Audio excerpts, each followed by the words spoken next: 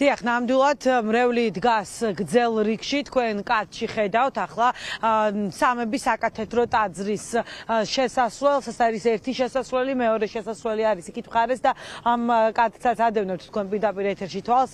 აღსაქმელად მარტივია, მაყურებლისთვის დარწმუნებული ვარ, რამდენი ადამიანი არის აქ მოსული, ზოგი გუშინაც იყო აქ მოსული, სურდათ რომ შესულიყვნენ, პატივი მიეგოთ საქართველოს კათოლიკოს პატრიარქის უწმენისა უნეტარესის ხსოვნას პატივი, თუმცა მათ ეს გუში ვერ მოახერხეს, ამიტომ დღეს მოვიდნენ და საათებით განან რიგში იმისთვის, რომ შევიდნენ სამების საკათედრო ტაძარში და მიუახლოვდნენ კათოლიკოს პატრიარქის ილია მეორის ხედარს. ჩვენ ცოტა ხნის წინ ვესაუბრეთ მეუფე ნიკოლოზ წმინდა სინოდის წევრმა, რამდენიმე მნიშვნელოვანი დეტალი მოგვაწოდა, გითხრა რომ 22 მარტს ძალიან ბევრ ადამიანს უნდა უცხოეთიდან ჩამოსვლა, მათ შორის სხვადასხვა რელიგიის წარმომადგენლებს, მათ სურთ რომ პატივი მიაგონ საქართველოს კათოლიკოს პატრიარქის ხსოვნას, უკანასკნელ გზაზე გააცილონ ილია მეორე, ერის სულიერი წინამძღვარი. საქართველოში მეორე დღეა გლოვა არის გამოცხადებული, ბუნებრივია ყველა იმშვიდობება საქართველოს კათოლიკოს პატრიარქს, როგორც მეუფე ნიკოლოზმა გითხრა, დიდი სურვილი აქვს 22 მარტს საქართველოში იყოს სომხეთის პატრიარქი, თუმცა თუ ამის შესაძლებლობას მას მისცემენ, ის აუცილებლად ჩამოვა. ასეთი არის ოფიციალური პოზიცია წმინდა სინოდის წევრის. ასევე ვიცით უკვე დაზუსტებით ის, რომ სამების საკათედრო ტაძარში ჩატარდება ლიტურგია, წესის აგება და ყველა შესაბამისი პროცედურის შემდეგ მოხდება სწორედ გადასვენება საქართველოს კათოლიკოს პატრიარქის სიონის ტაძარში, სადაც დაკრძალავენ ილია მეორეს.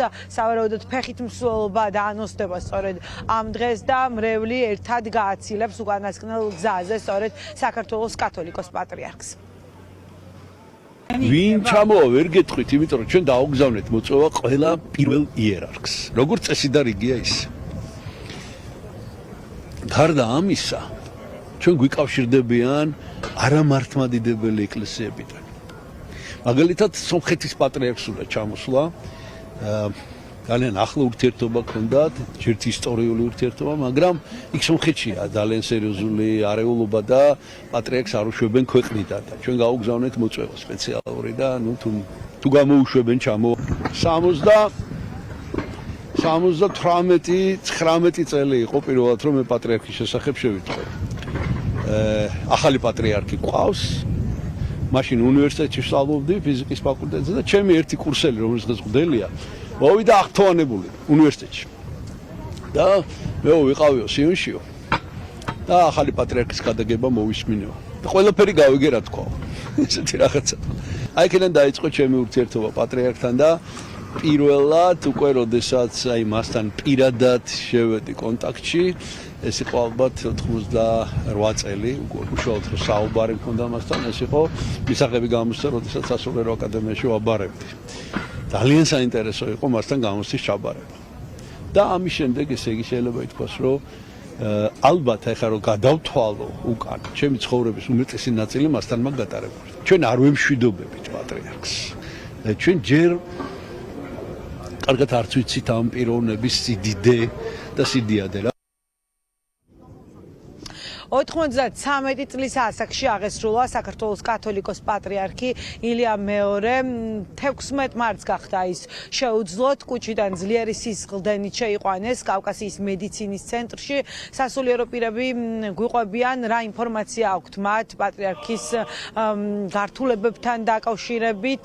ბუნებრივია ბევრი კითხვა არსებობს და ამ კითხვებს როგორც სასულიერო პირები ამბობენ, პასუხები უნდა გასცენ მედიკოსებმა, ანიმატოლოგებმა უფრო კონკრეტულად. ჩვენ შეგვიძლია ახლა მეუფე ნიკოლოზის განცხადება მოვისმინოთ. მე მაყურებელს შევახსენებ, რომ 16 მარტს თავდაპირველად საპატრიარქოს რეზიდენციიდან საქართველოს კათოლიკოს პატრიარქი ჩაფიძის კლინიკაში გადაიყვანეს, სადაც აღმოჩნდა, რომ მას ჰემოგლობინის ნაკლებობაც ჰქონდა და ამის შემდეგ უკვე მედიკოსებმა დამატებითი კვლევები ჩაატარეს და საბოლოოდ დადგინდა, რომ კუჭის სისხლდენა ჰქონდა ძლიერი საქართველოს კათოლიკოს პატრიარქს.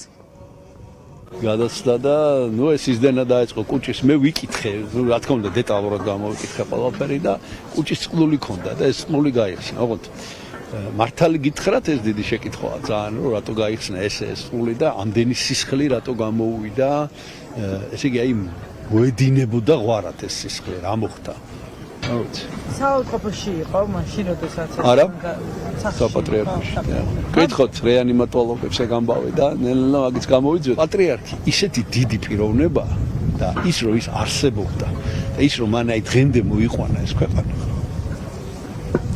ეს ყველანაირ ეჭვებს ყველანაირ კითხვებს ფარავს ეს ამბავი ჩვენ ჯერ კიდე არ ვიცით აი 2-3 დღეში რა მოხდება ნახავთ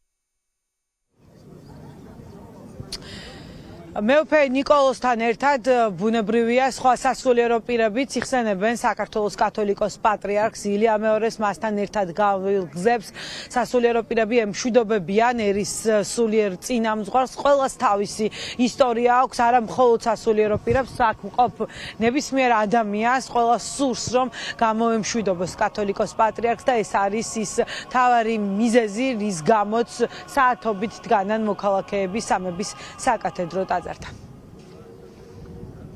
ძალიან ცუდად ვიყავი რაღაცა პრობლემები როცა მქონდა მივედი მასთან წლების წინ და უთხარი თქვენო უწმინდესობა თქვენ ჩემთვის ხარ დიდი ბაბუმეთი და მე თქვენი ერთი უჭკუო შვილი და გეხვეწებით მომიხსენიეთ მეთქი და გამაძლიერეთ მეთქი და მაშინ ჩამიკრა გულში და მითხრა ღმერთი ჩვენთან არის და ნურაფრის ნუ გეშინია მეც ამ ეტაპისთვის ვერ გავიხსნა ერთი ვიცი რომ სულ როგორც დიდ ბაბუს ისე ვეძახოდი რომ მივიდოდი იმიტომ რომ მართლა ჩემი მიწიერი მფარველი ანგელოზი იყო და მე დავკარგე ის რაც დღეს მტკივა და მიწიერად დავკარგე რომ ვიცი რომ ზეციდან ყოველთვის შემეწევა მაგრამ დღეს ჩემთვის ძალიან დიდი ტკივილი და ძალიან დიდი ტრაგედია მისი ამ ქვეყანაზე არ ყოფნა როდესაც ვიყავი 5 წლის ქაშვეთის ტაძარში წირვის შემდგომ ცოტა ცელქიფტოში ვიყავი და გებია ჩემს გავეკეცი, ესე რომ ვთქვათ და მივედი უწმინდესთან და ვუთხარი რომ დაველოზე და მანაც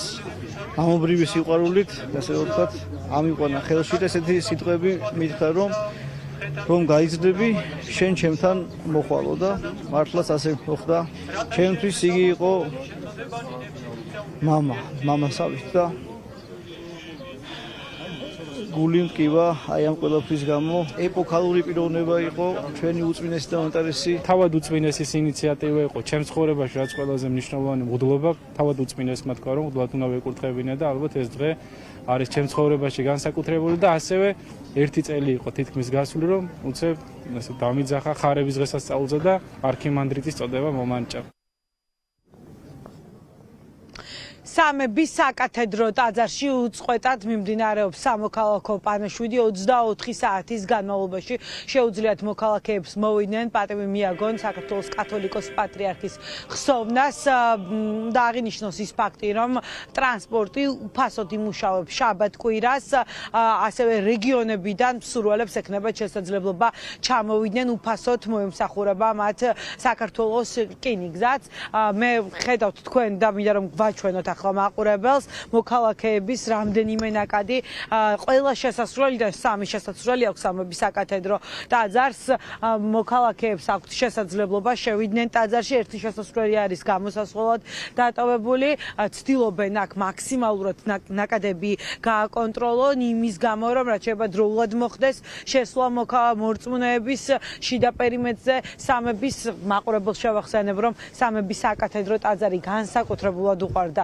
ილია მეორეს და ამას ძალიან ბევრი ადამიანი იხსენებს აქ, როდესაც ისინი ჩვენთან საუბრობენ, როგორც სასულიერო პირები ჩვენთან საუბრისას აცხადებენ, მათ ძველი პროტოკოლი აქვთ ახლა ამოქმედებული,